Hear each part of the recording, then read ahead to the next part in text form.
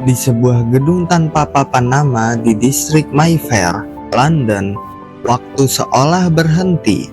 Di saat seluruh dunia melihat peta dengan garis-garis merah dan biru yang melambangkan pergerakan jumlah tentara, pria ini, kita sebut saja dia The Architect, melihat perang sebagai deretan angka dan frekuensi radio. Ruangannya berbau tembakau murah dan kertas tua. Tidak ada jendela, hanya ada satu lampu gantung yang bergoyang pelan, memantulkan bayangan di atas peta Eropa yang mulai robek di bagian pinggirnya. Di atas meja kerjanya terdapat sebuah asbak yang penuh dengan puntung rokok tanpa filter, saksi bisu dari malam-malam tanpa tidur sejak tahun 1940. Tugas The Architect bukan untuk memenangkan pertempuran, tapi untuk memenangkan pikiran Adolf Hitler. Ia tahu jika sekutu menyerbu Prancis secara langsung, mereka akan dibantai di bibir pantai. Jerman memiliki tembok Atlantik yang tak tertembus. Satu-satunya cara untuk menang adalah membuat Jerman percaya bahwa serangan itu akan terjadi di tempat lain.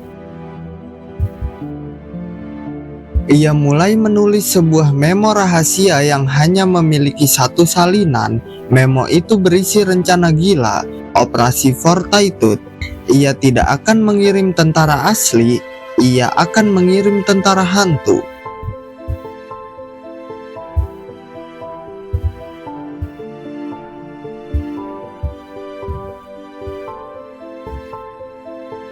The Architect menyadari bahwa kebohongan terbesar membutuhkan fondasi kebenaran yang sangat kuat.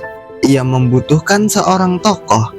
Ia membutuhkan seorang jenderal yang sangat ditakuti oleh Jerman, sehingga mereka akan percaya kemanapun jenderal itu pergi.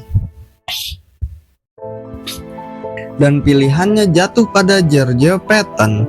Namun, Patton tidak benar-benar memimpin pasukan di sana. Di bawah arahan The Architect, dibangunlah sebuah markas besar fiktif di Tenggara Inggris, tempat tepat berseberangan dengan Pas de Calais, titik terdekat antara Inggris dan Prancis. Di sana, ribuan pekerja film dari studio London dikerahkan. Mereka tidak membangun bunker beton, melainkan tank dari karet dan kayu lapis.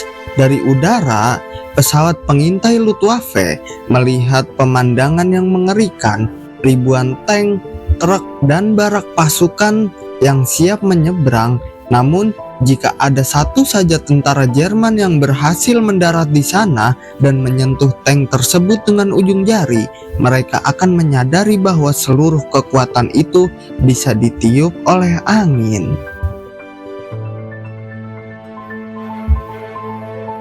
The Architect duduk di kursinya, memandangi laporan intelijen. Ia mendengar bahwa agen-agen Jerman di Inggris mulai mengirimkan laporan tentang pasukan hantu ini. Inilah saat yang paling krusial. Ia harus memastikan bahwa agen-agen Jerman tersebut adalah agen ganda yang bekerja untuknya.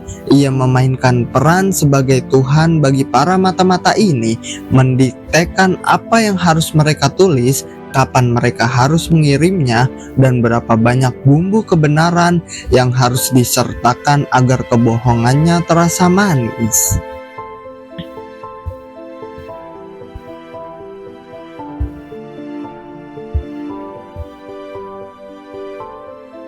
Di Berlin, di dalam bunker yang dingin, laporan-laporan itu mendarat di meja petinggi OKW, Komando Tinggi Angkatan Darat Jerman.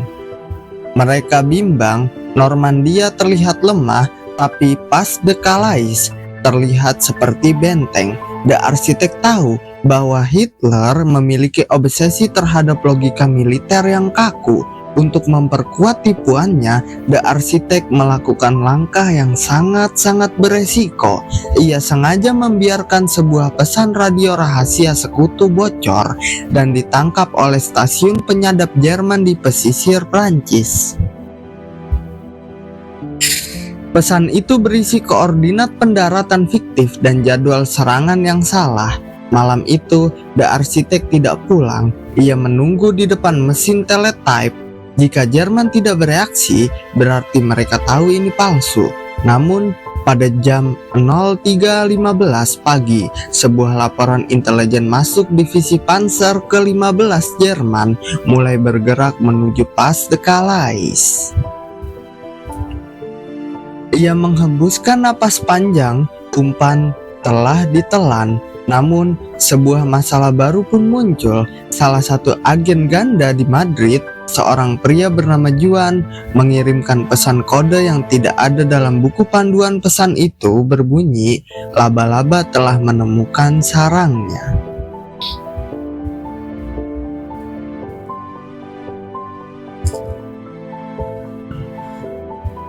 The Architect membeku. Apakah ini berarti ada pengkhianat di dalam timnya? Atau apakah Jerman sedang memainkan permainan yang sama dengannya? Ia menyadari bahwa di balik bayangan yang ia ciptakan, ada bayangan lain yang lebih gelap sedang memperhatikannya. Keheningan di ruang bawah tanah itu kini terasa mencekik. Pesan dari Madrid, "Laba-laba telah menemukan sarangnya," terus berputar di kepala The Architect seperti piringan hitam yang rusak. Jika Juan, agen andalannya di Spanyol, telah berkompromi, maka seluruh narasi tentara hantu di Kent akan runtuh dalam semalaman. Jerman hanya perlu mengirim satu pesawat pengintai tambahan dengan kamera inframerah terbaru, dan mereka akan melihat bahwa ribuan tank Patton hanyalah balon karet yang bergoyang tertiup angin laut.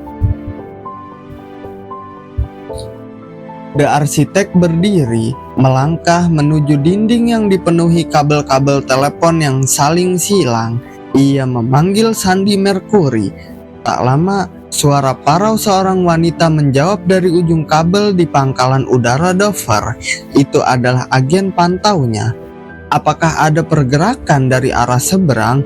tanya The Architect tanpa basa-basi. Radar menangkap dua jangker Ju-88 mendekati zona pendaratan hantu Sir, tapi ada yang aneh. Mereka tidak menjatuhkan bom, mereka hanya berputar-putar seolah sedang mengambil foto di titik-titik yang seharusnya kosong jika ini adalah penyamaran biasa. The Architect terdiam. Ia menyadari satu hal, Abwehr, intelijen Jerman, mulai curiga. Mereka tidak lagi percaya pada apa yang mereka lihat. Mereka mulai mencari apa yang disembunyikan. Disinilah perang yang sesungguhnya dimulai. Bukan perang antara tank dan meriam, melainkan perang antara persepsi dan kenyataan. Ia harus meyakinkan Jerman bahwa kecurigaan mereka sendiri adalah bagian dari rencana sekutu untuk menyesatkan mereka. Sebuah strategi psikologis tingkat tinggi yang disebut kebohongan di dalam kebohongan. Ia segera memerintahkan tim artileri asli di dekat sana untuk menembakkan meriam anti pesawat. Namun dengan instruksi yang sangat spesifik, jangan jarak tembak. Dengan instruksi yang sangat spesifik, jangan tembak jatuh pesawat itu, biarkan mereka pulang dengan foto-foto yang kita inginkan.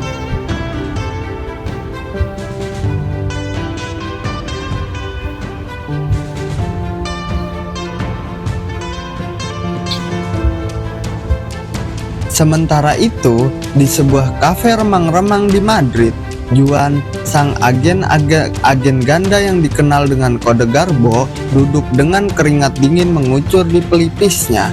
Di hadapannya duduk seorang perwira tinggi Abwehr yang memiliki tatapan mata sedingin es.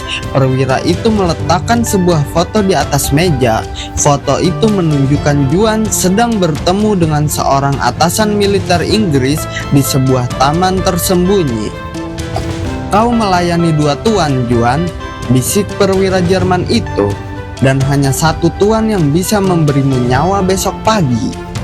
The Architect yang memantau situasi ini melalui jaringan informan lainnya tahu bahwa ia harus segera bertindak.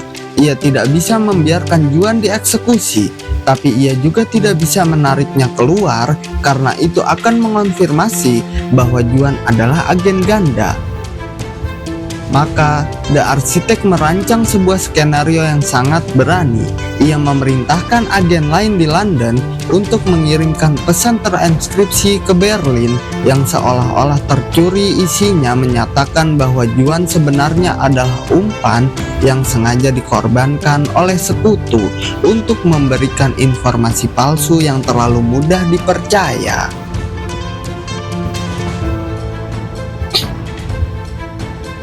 Logikanya terbalik, jika Jerman berpikir Juan adalah umpan yang sengaja dibuang oleh Inggris, maka Jerman akan berpikir informasi yang Juan berikan bahwa serangan akan terjadi di Pas de Calais adalah informasi yang justru berusaha disembunyikan oleh Inggris dengan cara menebak Juan. Ini adalah labirin logika yang membuat para analis di Berlin mulai meragukan kewarasan mereka sendiri.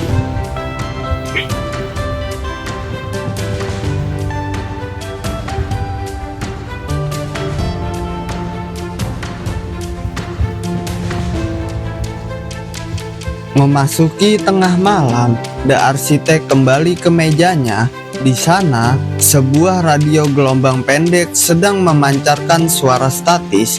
Di sela-sela suara desis itu, terdengar pembacaan puisi dalam bahasa Prancis. Ini adalah kode bagi kelompok perlawanan resistance di daratan Eropa.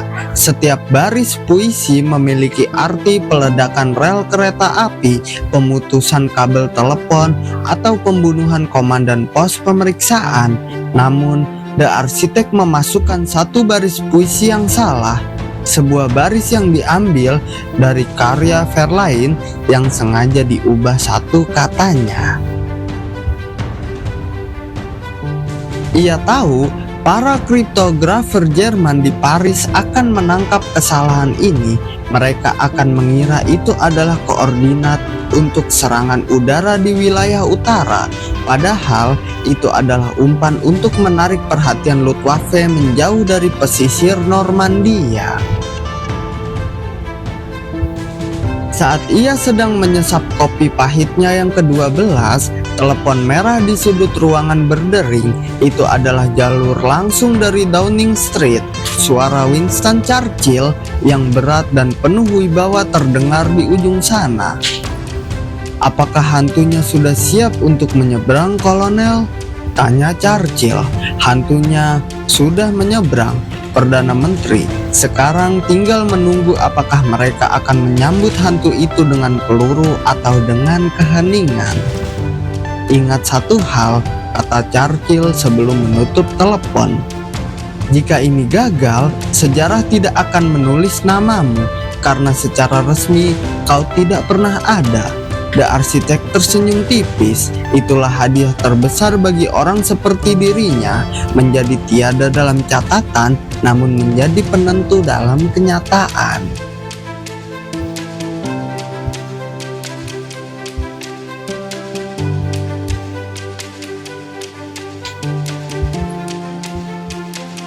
H-3 menuju Deday, cuaca di Selat Inggris memburuk. Badai besar datang, membuat pendaratan terlihat mustahil. Bagi para jenderal lapangan, ini adalah bencana. Bagi The Architect, ini adalah berkah dari langit. Ia segera memerintahkan agen-agennya di seluruh Eropa untuk menyebarkan rumor bahwa karena badai ini, seluruh operasi sekutu ditunda hingga bulan depan. Ia bahkan memerintahkan beberapa perwira tinggi sekutu untuk terlihat sedang bermain golf atau makan malam di London secara terang-terangan. Seolah-olah tidak ada hal besar yang akan terjadi di sisi lain. Di pantai Normandia, para penjaga pantai Jerman mulai sedikit mengendurkan kewaspadaannya. Mereka melihat badai dan berpikir, tidak ada orang gila yang akan menyerang dalam cuaca seperti ini. Namun, di dalam ruangan gelapnya, The arsitek melihat radar. Ia melihat ribuan titik kecil mulai bergerak di tengah ombak raksasa. Itu adalah armada yang sesungguhnya, dan di arah yang berlawanan, ia mengirimkan armada hantunya, ratusan perahu motor kecil yang dipasangi pemantul radar sehingga di layar radar Jerman mereka terlihat seperti kapal perang raksasa yang mendekat Pas de Calais. Sekarang permainan mencapai puncaknya. Jerman melihat dua serangan di radar mereka, satu di Normandia yang asli tapi dikira pengalih perhatian karena cuaca buruk, dan satu lagi di De Pas Calais yang palsu tapi dikira serangan utama karena sesuai dengan intelijen yang telah ia tanam selama berbulan-bulan.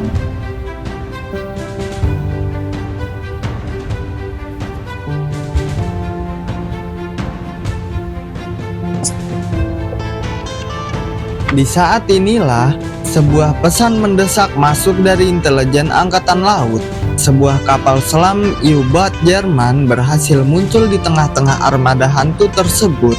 Jika U-boat itu melihat bahwa kapal-kapal itu hanyalah perahu motor kecil dengan balon, maka seluruh dunia akan tahu. The arsitek menahan napas, tangannya menggenggam pinggiran meja hingga bukunya memutih. Perintahkan kapal perusak terdekat untuk menenggelamkan U-boat itu sebelum mereka sempat mengirimkan transmisi radio. Perintahnya dengan nada dingin yang belum pernah terdengar sebelumnya. Tapi Sir, posisi kapal perusak kita akan terekspos. Lakukan saja. Jika U-boat itu bicara, perang ini akan berlangsung 10 tahun lagi.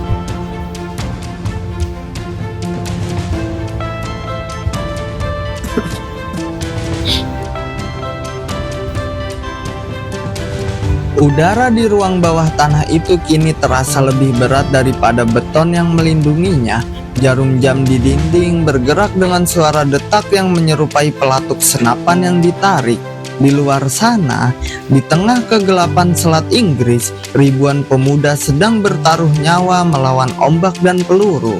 Namun di sini, di hadapan The Arsitek, pertempuran terjadi di atas selembar kertas laporan yang terus diperbarui setiap 10 menit sekali. Lapor Sir, kapal perusak HMS Onslaught telah menenggelamkan U-boat Jerman di sektor pengalih perhatian. Tidak ada sinyal radio yang berhasil dipancarkan musuh sebelum mereka tenggelam. Lapor seorang bintara dengan suara bergetar. The arsitek hanya mengangguk pelan. Ia tidak merasa lega. Baginya, satu nyawa kapal selam yang tenggelam hanyalah satu variabel yang berhasil dihapus dari persamaan. Matanya tetap tertuju pada pergerakan divisi Panzer ke-21 Jerman. Inilah kuncinya. Jika divisi tank paling mematikan milik Hitler itu bergerak ke arah Normandia sekarang, maka pendaratan sekutu akan berakhir di genangan darah sebelum matahari mencapai puncaknya. Namun, keajaiban, atau lebih tepatnya hasil dari kebohongan yang telah ia pupuk selama bertahun-tahun terjadi. Intelijen Jerman di Berlin tetap memerintahkan tank-tank itu untuk bersiaga di utara. Mereka masih yakin bahwa Normandia hanyalah tipuan dan pasukan besar Patton di Pas de Calais akan segera datang. The arsitek kemudian menyalakan rokoknya lagi. Asapnya mengepul, membentuk pola-pola aneh di bawah lampu yang remang. Ia tahu bahwa ia baru saja membunuh ribuan orang Jerman dengan pena demi menyelamatkan puluhan ribu orang di pihak sekutu. Namun, beban moral itu ia simpan rapat-rapat di balik wajahnya yang sedingin marmer.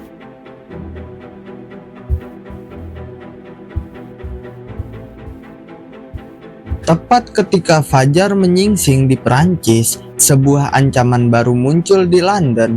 Sebuah laporan rahasia dari MI5 mendarat di mejanya, bukan tentang pergerakan pasukan, melainkan tentang keamanan internal.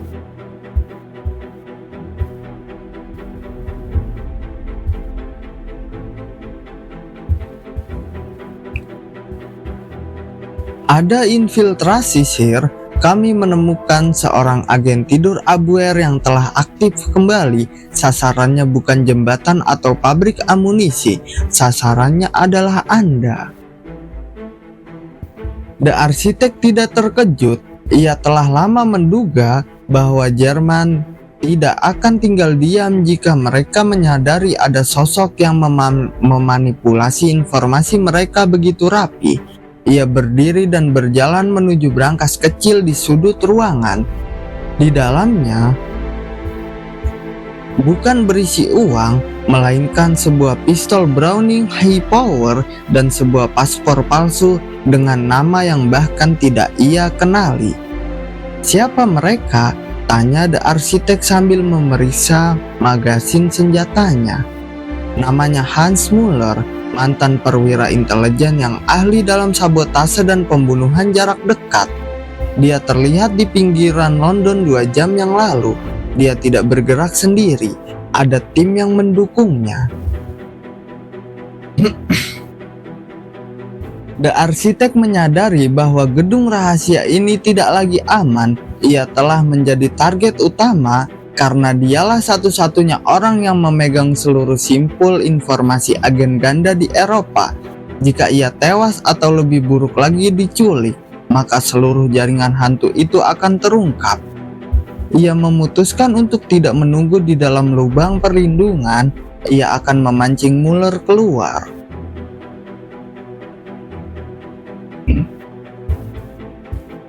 Ia memerintahkan supirnya untuk menyiapkan mobil hitam tanpa plat nomor, lalu ia meninggalkan pesan singkat di mejanya. Jika aku tidak kembali dalam 4 jam, bakar seluruh arsip di rak C12. Mobil melaju membelah kabut pagi London yang tebal. Di belakangnya, sebuah sedan berwarna gelap mulai mengikuti dari jarak yang diperhitungkan. Perburuan di jalanan yang sunyi dimulai. The arsitek tahu setiap sudut kota ini. Ia memandu supirnya menuju area dermaga yang terbengkalai, tempat di mana suara tembakan akan tertelan oleh deru mesin pabrik. Mobil The arsitek berhenti di depan sebuah gudang tua yang jendelanya telah pecah. Ia turun dengan tenang, langkah kakinya bergema di atas jalanan berbatu. Ia masuk ke dalam kegelapan gudang, membiarkan pintu besar itu tetap terbuka sedikit sebagai undangan. Tak butuh waktu lama hingga bayangan Muller muncul di ambang pintu. Pria itu memegang senapan dengan peredam suara. Muller adalah seorang profesional. Ia tidak bicara, tidak ada basa-basi film detektif. Ia langsung melepaskan tembakan. Peluru bersarang di tumpukan karpet tua, tepat di samping kepala The arsitek. Sang jenderal bayangan membalas dengan 2 tembakan cepat dari balik pilar beton. Ia bukan penembak jitu, tapi ia adalah ahli strategi. Ia tidak bertujuan untuk langsung membunuh Muller. Ia bertujuan untuk menggiring Muller ke arah jebakan yang sudah ia siapkan di lantai 2 gudang tersebut. Di lantai atas, The arsitek telah meletakkan sebuah radio yang terus menyiarkan kode-kode palsu. Suara radio itu memancing Muller untuk mendekat, mengira bahwa ia telah menemukan pusat komunikasi sang target. Saat Muller melangkah melewati pintu kayu yang rapuh, The arsitek menarik sebuah kawat tipis yang tersembunyi di bawah pintu. Sebuah ledakan kecil, bukan bom besar, tapi granat asap dan cahaya, meledak tepat di depan wajah Muller. Dalam hitungan detik yang krusial itu, The arsitek muncul dari balik bayangan dan melepaskan satu tembakan tepat ke arah dada lawannya. Muller tersungkur. Ia menatap The arsitek dengan mata yang penuh ketidakpercayaan. Dengan napas yang tersenggal, Muller berbisik dalam bahasa Jerman. Kau adalah hantu yang kami cari. The arsitek berjongkok di sampingnya, wajahnya tetap tanpa ekspresi. Aku bukan hantu, Hans. Aku adalah cermin. Kalian hanya melihat apa yang ingin kalian lihat.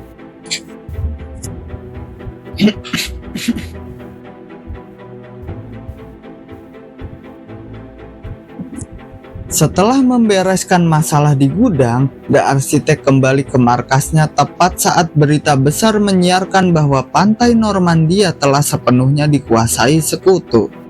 Sorak-sorai terdengar dari ruangan para staf operator radio. Mereka berpelukan menangis dan merayakan kemenangan itu. Namun The Architect langsung masuk ke ruangannya dan mengunci pintu.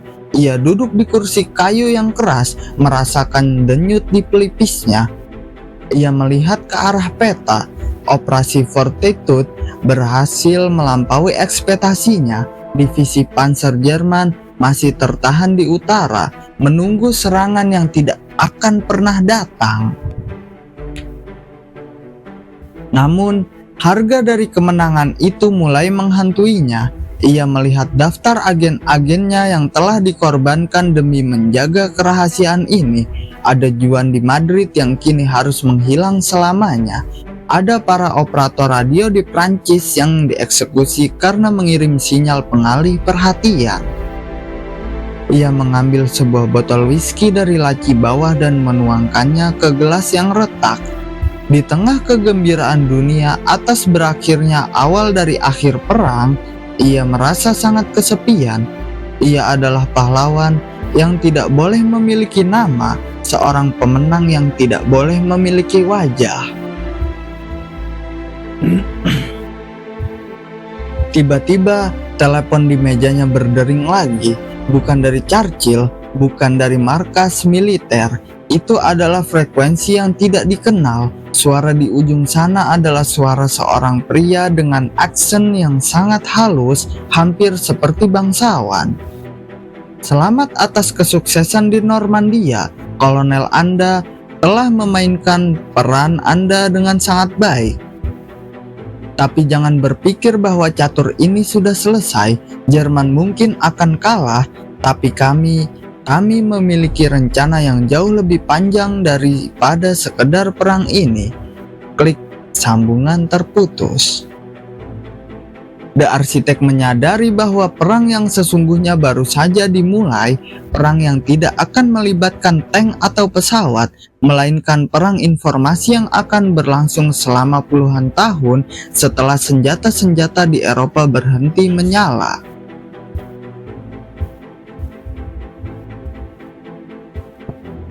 Suara misterius di telepon tadi meninggalkan sisa dingin yang lebih menggigit daripada udara London di musim dingin. The Architect menatap gagang telepon seolah benda itu adalah ular berbisa. Ia segera menyadari bahwa kemenangannya di Normandia telah mengekspos eksistensinya kepada faksi yang jauh lebih berbahaya daripada sekedar militer Jerman. Sebuah entitas bayangan yang bergerak di antara celah-celah kekuasaan global. Ia menarik laci paling bawah dari mejanya, menekan tombol tersembunyi yang membuka panel ganda. Di dalamnya terdapat sebuah berkas tebal bersampul abu-abu dengan stempel merah bertuliskan Operasi Perkelip. Ini adalah rencana rahasia yang bahkan Churchill pun belum sepenuhnya paham. Isinya bukan tentang strategi perang, melainkan daftar nama ilmuwan, ahli roket, dan ahli sandi Jerman yang harus diamankan sebelum jatuh ke tangan Uni Soviet. The Architect tahu bahwa perang melawan Hitler hampir berakhir, namun perang memperebutkan otak di balik mesin perang Jerman baru saja dimulai. Bawa aku ke Bandara Nordold, perintah The Architect kepada ajudannya. Sekarang, dan jangan gunakan jalur utama. Di tengah perjalanan, ia melihat London yang mulai berani menyalakan lampu di malam hari. Ketakutan akan serangan Luftwaffe mulai memudar. Namun bagi The Architect, kegelapan yang sesungguhnya baru saja menyelimuti. Ia menyadari bahwa intelijen bukan lagi soal memenangkan perang, tapi soal siapa yang akan menguasai dunia setelah bom terakhir dijatuhkan. Sesampainya di lapangan udara yang sunyi, sebuah pesawat transportasi C-47 masih menderu. Di dalam kabin yang sempit, ia bertemu dengan seorang perwira tinggi Amerika Serikat yang memiliki tatapan mata yang sama dengannya, dingin dan penuh rahasia. "Anda membawa daftarnya?" tanya perwira Amerika itu. The arsitek menyerahkan tas kerja yang diborgol ke pergelangan tangannya. Itu adalah nama-nama orang yang membuat roket V2. Jika mereka sampai di Moskow, kita akan menghadapi kiamat dalam 10 tahun. Jika mereka sampai di Washington, kita mungkin akan sampai di bulan. "Dan bagaimana dengan Anda, Kolonel?" perwira itu bertanya sambil menerima tas tersebut. "Dunia akan segera tahu tentang keberhasilan pendaratan Normandia. Mereka akan mencari siapa otak di baliknya." The arsitek menatap ke arah landasan pacu yang gelap. Orang-orang merancang kebohongan terbesar tidak boleh menjadi bagian dari kebenaran. Mulai malam ini, saya tidak memiliki nama, saya tidak memiliki pangkat, saya hanyalah catatan kaki yang sengaja salah tulis dalam buku sejarah. Ia kemudian mengeluarkan sebuah pemantik api dan membakar satu-satunya foto keluarganya yang ia simpan di dompet. Ia melihat api melalap wajah-wajah yang pernah ia cintai, menghapus sisa-sisa kemanusiaan yang masih ia miliki untuk menjaga dunia agar tetap percaya pada kebebasan. Ia harus mengorbankan kebebasannya sendiri untuk tetap hidup di dalam lubang persembunyian. Pada Mei 1945, Berlin telah menjadi tumpukan puing.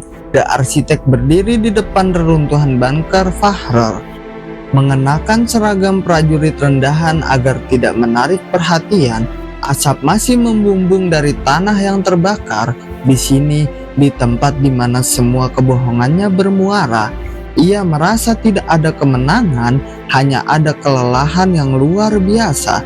Ia masuk ke dalam ruang bawah tanah yang dulu menjadi pusat komando Jerman. Di sana, ia menemukan tumpukan kertas yang setengah terbakar. Di salah satu sudut meja kerja Hitler yang hancur, ia menemukan sebuah laporan intelijen tentang tentara hantu di Pas de Calais. Di pinggir laporan itu, ada catatan tangan terakhir sang diktator. "Kita telah dikhianati oleh bayangan." The arsitek mengambil laporan itu, melipatnya kecil-kecil, dan memasukkannya ke dalam saku. Itu adalah medali keberhasilannya, sebuah pengakuan dari musuh bebuyutannya bahwa ia telah berhasil menipu maut. Namun, saat ia berbalik untuk keluar, ia melihat sosok pria berdiri di pintu keluar. Pria itu mengenakan setelan jas rapi, kontras dengan kehancuran di sekelilingnya. Pria itu memegang sebuah amplop hitam. "Anda bekerja sangat baik, Kolonel," kata pria itu. "Tapi tuan-tuan baru di Washington dan Moskow tidak suka dengan orang yang terlalu pintar menyimpan rahasia.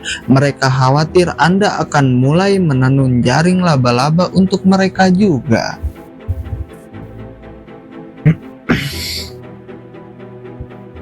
The arsitek merasakan dinginnya ujung laras senjata menekan tengkuknya dari belakang. Ternyata pengawalnya sendiri adalah bagian dari faksi baru ini. Dunia butuh pahlawan untuk dirayakan dan butuh pengkhianat untuk disalahkan. Bisik pengawalnya di telinga The arsitek. Tapi dunia tidak butuh sutradara yang mengatur keduanya. The arsitek menutup matanya. Ia tidak takut. Ia telah hidup dalam kebohongan begitu lama sehingga kematian terasa seperti satu-satunya hal yang jujur.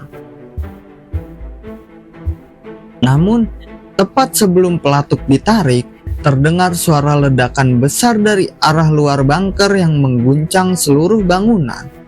Debu menutupi pandangan. Dalam kekacauan beberapa detik itu, The arsitek mendengar suara langkah kaki yang berlari mendekat dan suara yang sangat ia kenali, suara Juan, sang agen ganda dari Madrid yang seharusnya sudah mati. "Jangan sekarang, amigo," bisik suara itu di tengah kegelapan. "Permainan ini baru saja masuk ke babak kedua."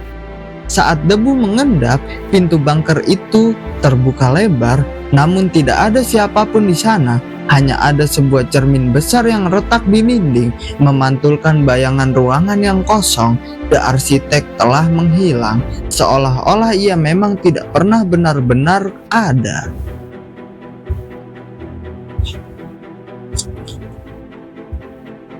Debu dari ledakan di bunker Hitler masih menyumbat paru-paru The arsitek saat ia ditarik paksa keluar melalui celah ventilasi yang sempit. Di luar, Berlin adalah neraka yang membeku. Tentara Merah Soviet merayakan kemenangan dengan tembakan ke udara dan botol-botol vodka. Namun di gang-gang gelap, perang baru saja bermutasi. Juan atau Garbo memandu The arsitek melewati barikade kawat berduri. Wajah Juan terlihat jauh lebih tua, dipenuhi parut luka yang tidak ada saat mereka terakhir bertemu di London. "Bagaimana kau bisa hidup?" bisik The arsitek sambil mengatur napas di balik reruntuhan gedung teater. "Aku belajar darimu," jawab Juan tanpa menoleh. "Jika kau ingin menghilang, kau harus membunuh dirimu sendiri terlebih dahulu." Orang yang dieksekusi di Madrid itu adalah seorang narapidana yang wajahnya mirip denganku. Jerman puas, Inggris puas, dan aku bisa bebas bergerak di bawah radar. Mereka sampai di sebuah pos pemeriksaan yang dijaga oleh tentara Amerika. Namun, Juan tidak membawa The arsitek ke barak resmi. Mereka menyelinap ke sebuah gudang penyimpanan gandum yang telah diubah menjadi pusat komunikasi darurat. Di sana, mesin teletype terus berbunyi, memuntahkan deretan kode yang tidak lagi menggunakan algoritma Enigma Jerman. Ini adalah algoritma baru, lebih rumit, milik Soviet. "Kau tidak bisa pulang ke London," kata Juan sambil menyerahkan secangkir kopi hitam yang pahit. "Orang-orang di komando tinggi merasa kau terlalu banyak tahu tentang bagaimana menaruh informasi di kepala seorang pemimpin. Mereka takut kau akan menjadi ancaman bagi mereka sendiri di masa depan." The arsitek menyesap kopinya. Ia menyadari ironi pahit ini. Ia telah menyelamatkan demokrasi dengan kebohongan, dan sekarang demokrasi ingin melenyapkannya demi menjaga kesucian sejarah mereka.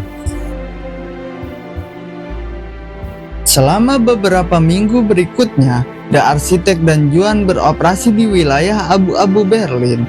Mereka direkrut secara tidak resmi oleh faksi kecil di dalam intelijen Amerika yang sadar bahwa Soviet sedang mencuri data riset nuklir Jerman.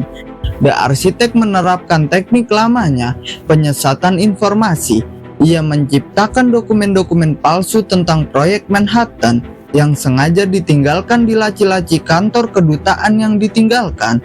Dokumen itu berisi rumus-rumus fisika yang terlihat sangat masuk akal bagi mata awam, namun sebenarnya mengandung kesalahan matematis fatal yang akan membuat riset bom atom musuh tertunda bertahun-tahun.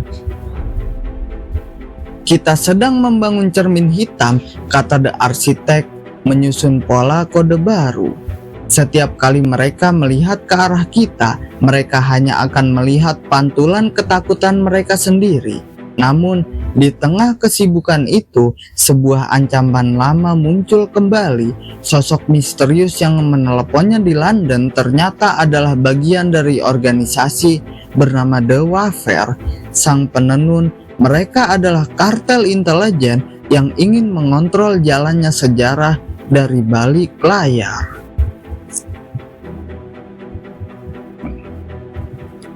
Dan mereka menginginkan The arsitek untuk menjadi otak utama mereka. Sebuah pesan masuk melalui transmisi radio yang sangat rahasia. Lokasi gerbang Brandenburg.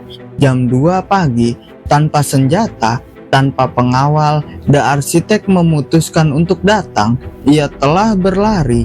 Ia ingin melihat wajah iblis yang telah menghancurkan hidupnya. Di bawah pilar-pilar raksasa yang masih menyisakan bekas peluru, berdiri seorang pria tua dengan setelan jas Inggris yang sempurna. Pria itu memegang sebuah jam saku perak. "Kau tahu, Kolonel," kata pria tua itu dengan suara lembut. "Perang Dunia Kedua hanyalah sebuah eksperimen bagi kami.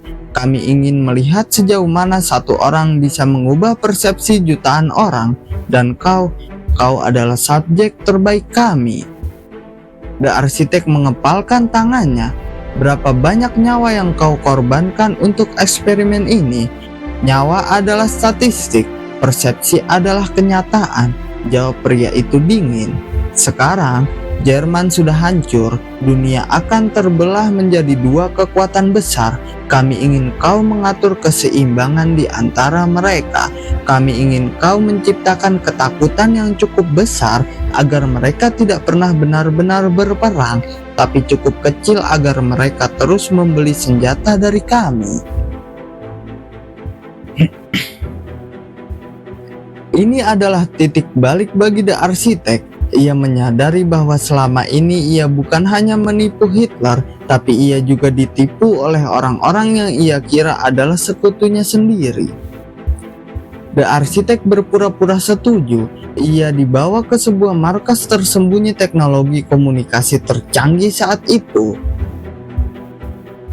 Selama berbulan-bulan, ia bekerja untuk The Waffe, membantu mereka merancang struktur awal dari apa yang kelak dikenal sebagai Perang Dingin. Namun, di balik layar, ia sedang menenun jaringnya sendiri. Ia menggunakan aksesnya untuk mengirimkan pesan-pesan tersembunyi kepada Juan dan jaringan agen-agen lama yang masih setia kepadanya. Ia sedang mengumpulkan bukti. Ia mencuri mikrofilm yang berisi daftar semua anggota The Waffe, transaksi keuangan mereka, dan bagaimana mereka memanipulasi peristiwa-peristiwa besar selama perang. Ini adalah bom yang lebih kuat daripada bom atom manapun. Saat rencana pelariannya hampir matang, sang pria tua muncul di ruang kerjanya. "Ada yang aneh dengan arus data malam ini, Kolonel. Sepertinya ada kebocoran." The Architect tidak menoleh. Ia terus mengetik di mesin teletype-nya. "Bukan kebocoran, Tuan. Ini adalah siaran publik." Tiba-tiba, stasiun-stasiun radio di seluruh Eropa dan Amerika yang seharusnya menyiarkan berita kemenangan mulai membacakan deretan nama dan angka. Itu adalah data-data rahasia The Waffe yang disiarkan dalam kode yang mudah dipecahkan oleh intelijen militer manapun.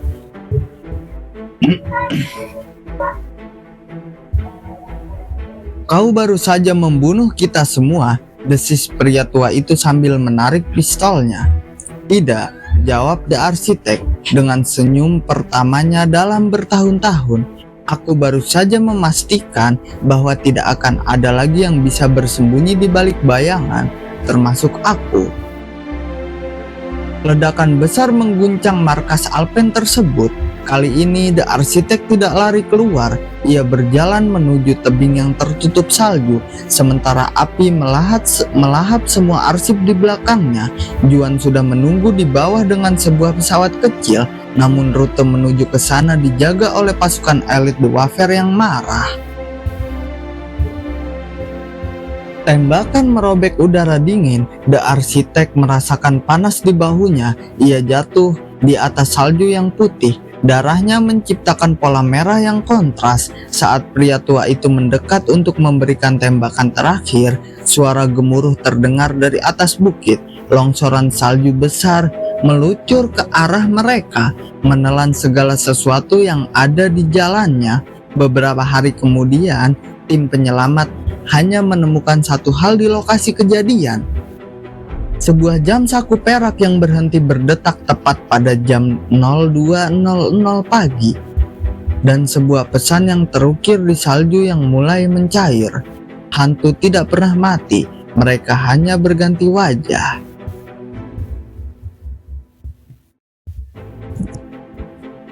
30 tahun kemudian, tepatnya pada musim gugur tahun 1975, seorang sejarawan muda di Washington menerima sebuah paket tanpa alamat pengirim. Di dalamnya terdapat sebuah pita rekaman magnetik tua dan selembar foto buram yang menunjukkan seorang pria berdiri di depan gedung parlemen London. Namun wajahnya terhapus oleh cahaya lampu kilat yang terlalu terang. Saat pita itu diputar, suara yang terdengar bukanlah seorang jenderal yang penuh wibawa. Itu adalah suara seorang pria tua yang terbatuk-batuk. Suaranya parau seperti gesekan amplas pada kayu. Jika kau mendengarkan ini, suara itu memulai, artinya aku sudah lama menjadi abu, atau aku telah berhasil menemukan tempat di mana bahkan bayanganku sendiri tidak bisa mengikutiku. Semua orang mencari jenderal bayangan yang mengubah jalannya Perang Dunia Kedua. Mereka mencari strategi, mereka mencari jenius militer. Suara itu terkekeh pelan, sebuah tawa yang penuh dengan kepahitan. Kenyataannya jauh lebih sederhana. Aku bukan seorang jenderal, aku hanyalah seorang aktor panggung gagal dari Manchester yang direkrut karena aku bisa meniru suara Churchill dan memiliki imajinasi yang terlalu liar tentang kebohongan. Seluruh operasi Vertitude, tentara hantu, hingga manipulasi Berlin, itu semua bukan direncanakan oleh komando tinggi. Itu adalah improvisasi gila yang aku lakukan, basement, karena aku takut mati. Sejarawan itu tertegun, ia menghentikan rekaman sejenak. Jika ini benar, maka sejarah dunia yang diajarkan di sekolah-sekolah adalah sebuah lelucon besar. Rekaman itu berlanjut. Bagian yang paling lucu, pihak sekutu tidak pernah benar-benar tahu apa yang aku lakukan sampai semuanya selesai. Aku memalsukan tanda tangan jenderal-jenderal mereka untuk menggerakkan pasukan hantu itu. Aku menipu atasan-atasanku sendiri sebanyak aku menipu Hitler. Aku adalah parasit di dalam mesin perang yang kebetulan menyelamatkan dunia karena aku ingin bertahan hidup. Lalu nada suara di rekaman itu berubah menjadi sangat serius. Tapi ada satu hal yang harus kau ketahui. Orang-orang yang mengejarku di Alpen, organisasi The Wafer itu, mereka bukan fiksi. Mereka adalah orang-orang yang sekarang duduk di papan direksi bank-bank besar dan pemerintahanmu. Mereka membiarkanku hidup karena aku membiarkan mereka satu hal. Aku memberikan mereka metode untuk mengontrol populasi tanpa perlu melepaskan satu butir peluru pun. Cukup beri mereka musuh yang tidak ada dan mereka akan menyerahkan kebebasan mereka kepadamu. Namaku bukan The Architect, namaku adalah... Tiba-tiba suara di pita rekaman itu berubah menjadi statis yang memekakan telinga. Sejarawan itu mencoba memutar ulang, mencoba membersihkan audio tersebut dengan peralatan tercanggihnya. Namun nama itu seolah-olah telah dihapus oleh frekuensi tinggi yang disengaja. Ia menoleh ke arah jendela kantornya yang terbuka. Di seberang jalan, sebuah mobil hitam telah terparkir di sana sejak pagi tadi. Dua pria dengan setelan jas rapi dan kacamata hitam menatap tepat ke arah jendelanya. Sejarawan itu menyadari sesuatu yang mengerikan. Sang jenderal bayangan tidak pernah benar-benar pensiun. Ia tidak sedang bercerita tentang masa lalu. Ia sedang memberikan peringatan bahwa permainannya tidak pernah berakhir. Di bawah tumpukan dokumen di dalam paket tersebut, sang sejarawan menemukan sebuah benda kecil, sebuah koin logam kuno dengan gambar dua wajah yang saling membelakangi, simbol dewa Janus, sang penjaga pintu dan segala permulaan serta akhir. Di pinggir koin itu terukir sebuah kalimat dalam bahasa Latin, Mundus vult decipi, ergo decipiatur. Artinya, dunia ingin ditipu, maka biarkanlah ia tertipu. Detik berikutnya, pintu kantor sang sejarawan didobrak paksa. Namun, saat para agen masuk, ruangan itu sudah kosong. Hanya ada pita rekaman yang terus berputar, mengeluarkan suara statis yang terdengar seperti detak jantung yang perlahan-lahan berhenti. Sang jenderal bayangan telah melakukan trik terakhirnya. Ia baru saja menciptakan satu hantu lagi untuk menjaga rahasia yang paling berbahaya di dunia.